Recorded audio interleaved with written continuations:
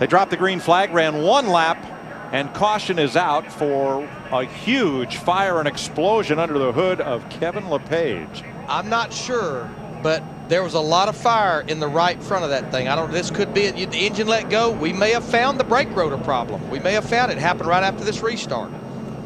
And this caution, Larry, like the length of the last one, is helping Matt Kenseth. Yeah, because they're able to make these repairs under caution at 60 seconds a lap instead of 20 seconds a lap. Yeah, and an oil tank is something that you don't just, they're in a very difficult place to get to, and it's not something that you just replace like an oil filter. This is a little scary here, Darrell. Yeah, I think that's more than a brake. You see the right front's locking up. That's oil there. That's just an oil fire from getting on the hot engine. See him lock up the right front tire. He's got brakes, so I think that's just basically a blown engine. It's caution flag number 5. So LePage will go to the garage, joining Matt Kenseth and Derek Cope. Kevin climbed out of the car okay.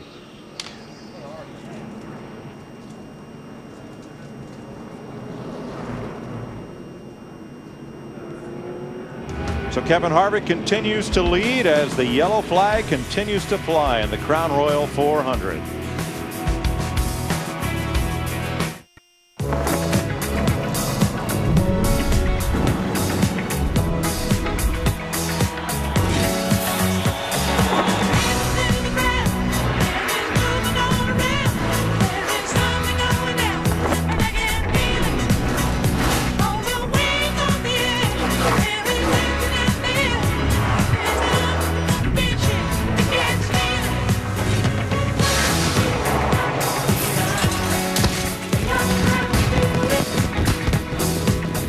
Substitute brake rotor for disco ball, and you've got a great idea of what's going on tonight at Richmond International Raceway. That's Kevin LePage. His car going up in flames after losing an engine. Kevin is okay. He goes to the garage, joining Matt Kenseth with a split oil tank and oil line, and Derek Cope, who was in and out of the garage a couple of times and now is back in the garage. And we didn't have many takers under this caution because remember, it's not been that long since the leaders were on pit road for 4 tires. But our points leader, Jimmy Johnson, the 48, Chad Canals, the crew chief, they were in 12th. They made a pit stop, so they're going to restart this race back at about 35th with that 48 car. I think part of that strategy, Larry, the 20 came in. He's back here pretty far back in the field. The 48 all of a sudden, look, the guy that's leading the points or is running second in points, he's in the garage. One of the other top 5 contenders, Casey Kane, he's having trouble. Let's go to a different mode. Let's go into make a good points night out of this. Kane's teammate Jeremy Mayfield gets the free pass on this caution, and we'll get back up on the lead lap. That'll give us 38 cars on the lead lap. Kevin Harvick, Jeff Gordon, Mark Martin would each gain a spot in the points where they're sitting right now. Harvick would be 6th, just off this part of the chart. And look at the run Harvick has had. Every spot in the points better than the week before since Atlanta. And what's significant about that 7th place after Talladega, remember, he was involved in that crash on lap 9. His crew, Todd Berry, the Richard Childress group, they never gave up on that race car. And by virtue of getting that car out there and staying on the racetrack, attrition taking some others out, they moved up a spot even with the troubles they had. Yeah, she was ugly, but she kept on going. Kevin LePage checked and released from the infield care center as we clean up from the 5th caution flag of the day. A lot of oil down in turns 3 and 4.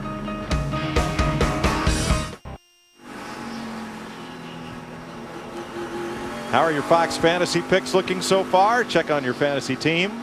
Check our experts picks, and you can still sign up. Log on to foxsports.com on MSN, keyword fantasy. You arrive at Jamie McMurray as we get ready for this restart. He's in 21st place. Dale Jr. in 4th. Harvick leading, Biffle, Gordon, Earnhardt, and Mark Martin. You got your surround sound? Oh, yeah. You want to wake up the neighbors? Oh, yeah. Well, give that thing a crank. Let's do it. Crank it up.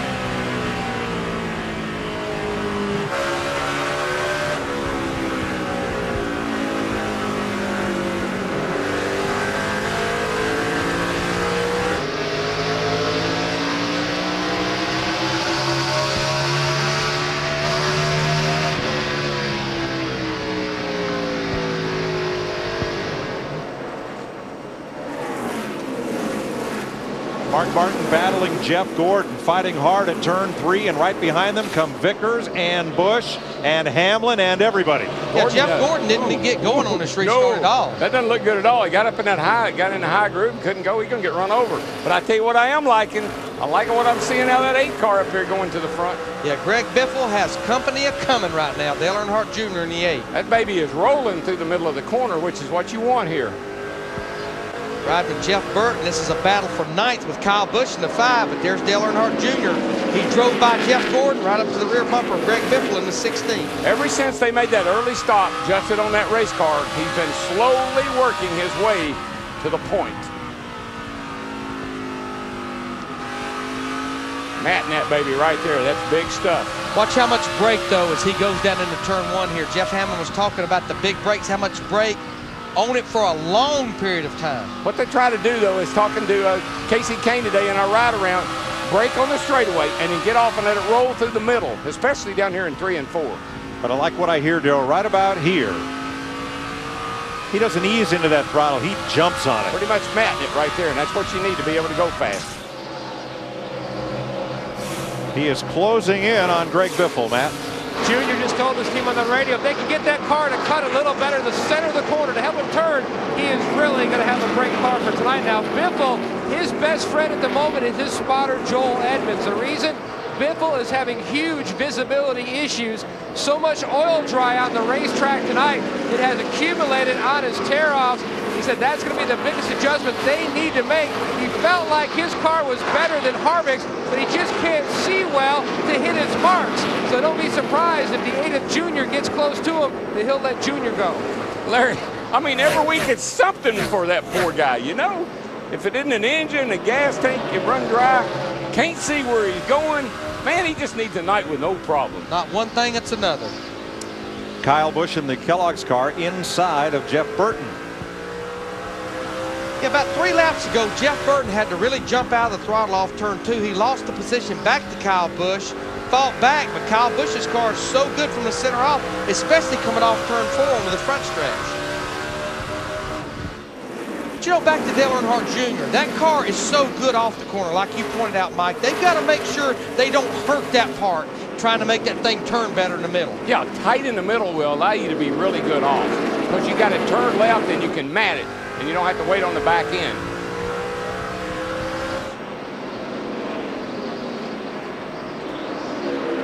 Denny Hamlin working on Brian Vickers. Hamlin went to Manchester High School, about a dozen miles from this racetrack.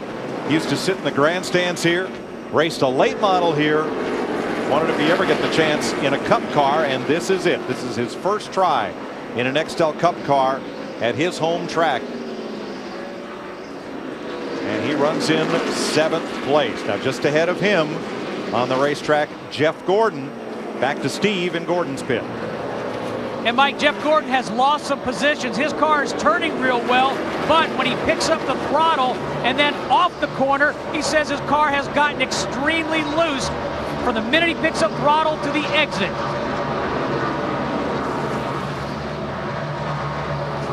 Well, that'll show up on the stopwatch. And Darrell, that's the kind of problem that's not going to fix itself. Oh no, no. There's a number of guys right now that their cars, I think the track's going through that transition. It's gotten dark now. The track's cooled down a little bit. It's suiting some of these cars, but it's messing with some others. Just went through a major transition, I think, as it got completely dark. Back to the Casey Kane deal just a few laps ago. He just drove by Kevin Harvick in that 29 car. He gets one of his 5 laps back. Kurt Busch on the move. 4th place. 2.6 seconds off the lead, but ahead of Mark Martin right there. Now, would it come as any great surprise to you to see that 2-car run well here? Well, who used to drive that car? I mean, we've seen it run awfully well here in the past, haven't we, Matty or Steve? Right. Well, DW, we have Rusty Wallace won 6 times in that blue number 2, and his spotter is also his best friend. He just told Kurt, don't overdrive the corners. You're getting in there pretty hard, Jeff Hammond. Steve Burns got a chance to talk to Kurt Busch yesterday, and he talked about this racetrack and the upcoming tracks for this entire Penske operation to be able to turn this season around and start to climb up the ladder to get back into contention for the chase for the championship. Felt really good about this race car, as well as looking forward to next week and on into Lowe's Motor Speedway in 3 weeks. So right now is a crucial time for Kurt Busch to make a huge move forward.